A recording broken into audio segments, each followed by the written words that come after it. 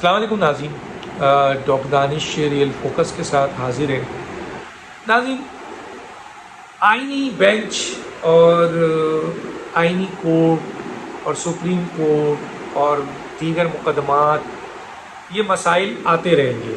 جیسے کہا تھا کہ اگر آئینی کورٹ بالکل الگ کر دیا جائے اور سپریم کورٹ الگ، آئینی کورٹ کا چیف جسٹس ہو، اس کا اپنا طریقہ کار ہو، اور سپریم کورٹ کا چیف جسٹس ہو، اس کا اپنا الگ طریقہ کار ہو، تو کافی حد تک معاملات درست ہوتے ہیں۔ بیچ میں ایسا ہوا کہ کچھ لوگوں نے اس میں، کیونکہ جن لوگوں نے یہ 26ویں آئینی ترمیم بنائی ہے، میں پہلے بھی بتا چکا ہوں، وہ لوگ کانسٹیٹیوشنل ایکسپرٹس نہیں تھے۔ پرسوں بھی میرے پروگرام میں جناب آشتر اوصاف صاحب ایک کانسٹیٹیوشنل ایکسپرٹس ہیں، انہوں نے کہا کہ 26ویں ترمیم میں بڑے نقائص ہیں، خاص طور پہ آئینی بینچ کے حوالے سے۔ وہ کہتے تھے آئینی کوڈ بننا چاہیے۔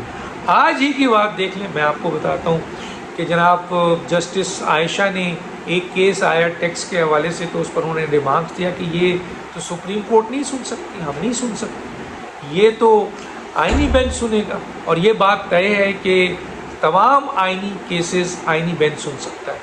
تو پھر انہوں نے یہ بات کی جس پہ جسٹس منصور نے بڑا ریمارکس دیا اور مثلا تنزیہ میں کیا کہ بھائی وہ آئینی بینچ ہے، وہ سنیں گے، کیا ہم آئینی بینچ نہیں ہیں؟ مثلا ایک جج سے اس قسم کی اسٹیٹمنٹ مثلا آنی چاہیے یا نہیں آنی چاہیے؟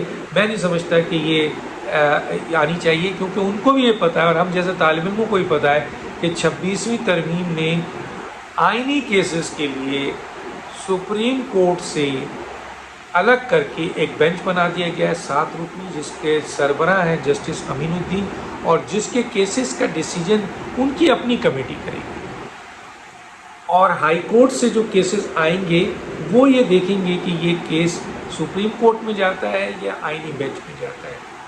اگر سپریم کورٹ میں کوئی کیس آ بھی جائے آئینی بینچ میں، تو انیشلی یہ کیس ریفر ہو جائے گا۔ لیکن اتنا بڑا تنزیہ، یہ اسٹیٹمنٹ کہ ہم آئینی عدالت نہیں ہیں، کہ ہم نہیں سن سکتے۔ مثلا آپ آئینی عدالت ہیں، لیکن آپ کی جورڈکشنز کو پارلیمنٹ نے طے کر دیا ہے، جو پارلیمنٹ کا اختیار تھا کہ اب سپریم کورٹ کے 7 ججز، یہ بینچ جو supreme judicial council of Pakistan نے 26ویں ترمیم کے تحت بنی ہے، اس نے فیصلہ کر دیا ہے کہ یہ ہے بینچ، اور یہ فیصلہ صرف کیسز سنیں گے۔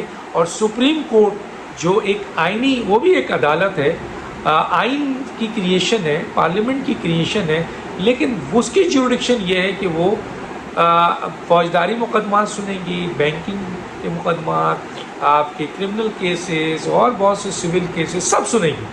62,000 کیسز ہیں پینڈنگ۔ تو میرا خیال ہے جسٹس منصور، جسٹس منیب کبھی خط لکھتے ہیں چیف جسٹس کو کہ فل کوڈ بناؤ تاکہ ہم آئینی بینچ کا اشن نشر ایسا کریں، جو کہ نہیں بنی۔ اور اب ایک کیس کے اوپر معافی چاہتا ہوں، ان کی تکلیف واضح ہے۔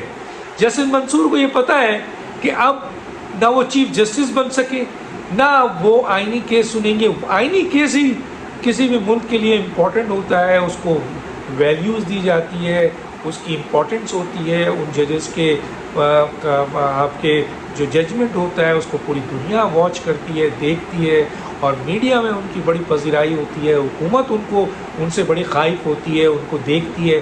تو ایک لحاظ سے جو آئینی بینچ میں ججز ہیں ان کی تو بہت اہمیت ہو گئی، لیکن دوسری طرف بظاہر اہمیت جو پبلک پوائنٹ آف ویو سے تو بہت اچھی ہے کہ آپ پبلک کے کیسز کریں گے، انصاف اور قانون ان کی دہلیز پہ پہنچائیں گے، فوری انصاف دیں گے، justice is delayed, justice is denied کو ختم کریں گے، اور عوام کی خدمت کریں گے، جس کے لیے آپ جج بنتے ہیں۔ لیکن کیا ہوگا کہ اس سے آپ کی پذیرائی نہیں ہوگی، اس سے آپ کی ویلیوز، جو پاور ہوتی تھی، طاقت جس کے ذریعے آپ حکومتوں کو گراتے تھے، دھمکی دیتے تھے، اور اپنے آپ کو اوپر لاتے تھے، اور پوری دنیا میں آپ کی جو ہے وہ تصویریں گھومتی تھیں، آپ کا نام گھومتا تھا، اور بڑی پاپولرٹی ملتی تھی، اور بڑی رات دن لوگ آپ کو فالو کرتے تھے، وہ نہیں، تو اب ختم ہو گئے۔ جیسے منصور منیب اور اطہر اللہ کو پتہ ہے کہ اب ہم نے 62,000 کیسز دیکھنے ہیں، اور ان 62,000 کیسز کو ختم کرنے میں فنڈامنٹل رائٹس کے حوالے سے جو بیسک آئین کا ایک آپ کا حصہ ہے اس کا کام کرنے جا رہے ہیں، بڑے خوشی سے کرنا چاہیے، کیونکہ ہم تو بنتے ہی جج ہیں عوام کے لیے. عوام کے کیسز کو نہیں سنیں گے، حکومتوں کے کیسز کو سنیں گے جس میں ان کو پذیرائی ملی، پوری دنیا میں شہرت ملے اور ان کو طاقت اور اختیار اور پتہ نہیں کیا اس کے مارے تھے. تکلیف ہو رہی ہے اب ان کو کیا وہ پینڈنگ کیسے. مجھے نہیں لگتا، جو میں اپنا ایک تجزیہ ہے کہ یہ زیادہ عرصہ ججز رہیں گے، کیونکہ ان کا ٹارگٹ کچھ اور تھا وہ اب حاصل نہیں ہوا ہے. اب ان کو 26ویں ترمیم میں پینڈنسی کے کیسز کی طرف لے گئے ہیں، عوام کے کیسز جو کئی سالوں سے بیچارے سپریم کورٹ میں پڑے ہیں.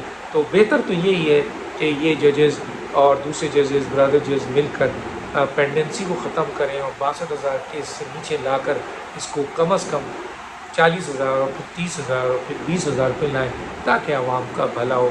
لیکن ایک لحاظ سے یہ سمجھتے ہیں کہ ان کیسز پہ ان کی امپورٹنس جو ہے وہ زیرو ہو گئی ہے، اور ان کی طاقت جو ہے اور ان کی پاپولرٹی اور ان کی شہرت اور ان کی بینیفٹس سب ختم ہو گئے ہیں.